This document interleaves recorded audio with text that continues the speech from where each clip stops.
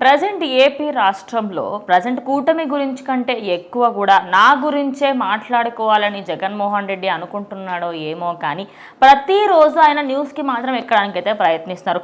మొన్న అసెంబ్లీకి వచ్చి రచ్చ చేయడమే కానీ దానికంటే ముందు నుంచి సరస్వతి పవర్ ప్లాంట్ గురించి మళ్ళీ ఇప్పుడు ఆస్తి తగాదాల విషయంలో కోర్టు వరకు వెళ్ళి సరస్వతి పవర్ ప్లాంట్కి సంబంధించి ఇవన్నీ చూస్తూ ఉంటే కావాలనే చేస్తున్నారు అన్నట్టుగా అనిపిస్తుంది. కానీ ఇప్పుడు ఒక మాట అన్న తర్వాత మాత్రం అందరూ కూడా షాక్ అయ్యారు. అదేంటంటే అమ్మని ముందు పెట్టుకొని షర్మిల ఈ జగన్ నాటకం అంతా ఆడుతుంది, అసలు అమ్మకి ఎలాంటి సంబంధం లేదు అనుకుంటూ చెప్పుకొచ్చారు. అంటే అమ్మ వైపు మళ్ళీ సాఫ్ట్ కార్నర్ ఎందుకు? ఇన్ని రోజులు గెంటేశారు కదా, మళ్ళీ ఎందుకు ఇంత సాఫ్ట్ కార్నర్? సో ఖచ్చితంగా ఏంటంటే విజయమ్మ అనే ఆవిడ ఈరోజు జగన్ గారికి యాంటీ అయిపోయింది, తెలుసో తెలియకో. ఎందుకంటే ఆవిడ ఒక స్టేట్మెంట్ రిలీజ్ చేసింది, మొత్తం ఒక 2-3 పేజీల్లో రాసినట్టుంది.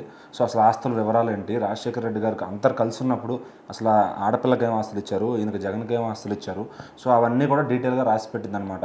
సో మీరన్న ఆ భూములు ఏవైతే ఉన్నాయో, ఆ ఫ్యాక్టరీలు ఏవైతే ఉన్నాయో అవన్నీ కూడా మొత్తం ఎవరెవరికి రావాలి, ఎట్లా ఏంటి, పబ్లిక్ డొమైన్లో ఏం పెట్టాలి, పర్సనల్గా ఏం ఉంచుకోవాలని చెప్పి మొత్తం కూడా ఆయన పెట్టుంచారనమాట. సో మరి జగన్ గారికి ఏంటంటే బేసిక్గానే ఒక ఆశ ఎక్కువ.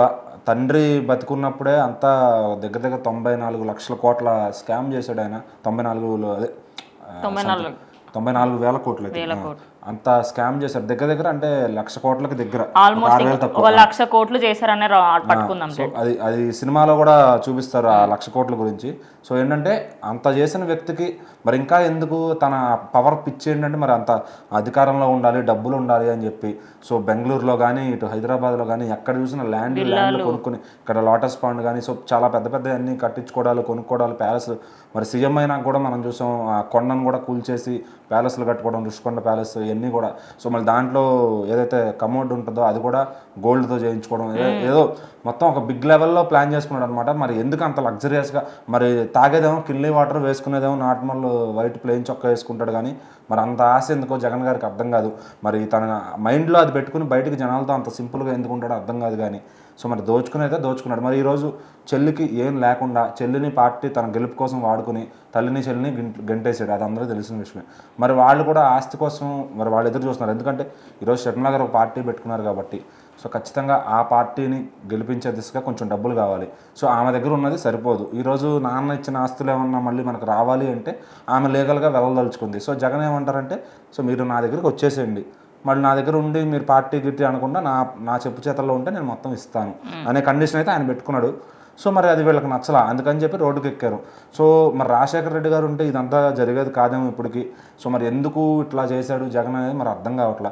మరి తప్పు కొంతమంది భారతీయ గారు ఆడిస్తున్న నాటకం అంటారు, కొంతమంది లేదు ఇటు షర్మిల ఆడిస్తున్న నాటకం తల్లికి కూడా తెలియకుండా ఆడుతుంది అంటారు. సో ఏంటంటే బేసిక్గా షర్మిల గారి దగ్గర పార్టీ నడిపించేంత డబ్బు ఉంటే ఖచ్చితంగా ఆమె ఇంత చేయాల్సిన పని ఉండదు. సో ఆమెకు ఆ ఆస్తి మీద హక్కు ఉంది, కావాలనుకుంటుంది కాబట్టి సో తల్లిని అడ్డం పెట్టుకుని నిజంగానే జగనన్న కోసం ఆయన ఇచ్చే డబ్బుల కోసం ఎదురు చూస్తుంది.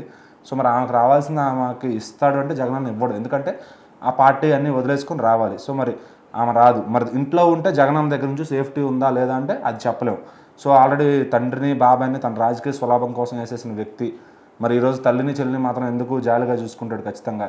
సో మరి ఎవరి సైడు న్యాయం ఉందనేది అటు రాజీనామాలు కూడా అర్థం కాకే ఏం చేయాలో తికమకబడి ఎట్లాగో జగన్ ఇంకా పదవిలో ఉన్నాడు కదా అని సపోర్ట్ చేస్తున్నారు. సో జగన్ ఓడిపోవడం వల్ల ఇప్పుడు మళ్ళీ అటు నుంచి ఇటు షర్మిల గారికి షిఫ్ట్ అయ్యే ఛాన్స్ కూడా ఉంది కొంతమంది. సో ఏదైనా ఏరియా ఎమ్మెల్యేలు నాయకులను బట్టి కూడా జనం ఐడియాలజీ మార్పు అనేది ఉంటుంది. మరి చూద్దాం నెక్స్ట్ ఎలక్షన్ టైంకి వీళ్ళిద్దరిలో ఎవరికి పవర్ పెరుగుతుంది, అసలు పబ్లిక్ ఎవరికి ఎక్కువ సపోర్ట్ చేస్తారని.